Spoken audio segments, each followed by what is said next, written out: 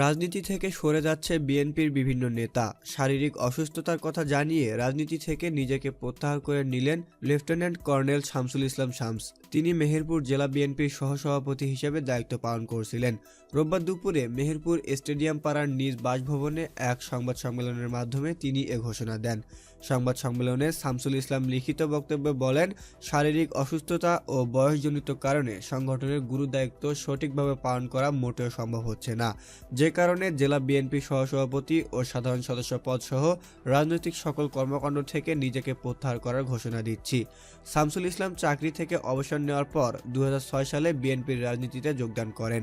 পরে মেহেরপুর 1 আসনের বিএনপির মনোনয়ন পাওয়ার আশায় দৌড়ঝাঁপ করছিলেন তিনি।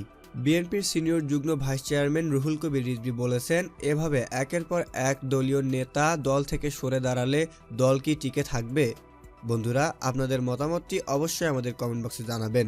আমাদের ভিডিওটি ভালো লেগে থাকলে ভিডিওটিতে একটি লাইক দেবেন, ভিডিওটি বন্ধুদের মধ্যে শেয়ার করবেন এবং আমাদের পরবর্তী ভিডিওগুলি পাওয়ার জন্য চ্যানেলটি অবশ্যই সাবস্ক্রাইব করবেন। ধন্যবাদ।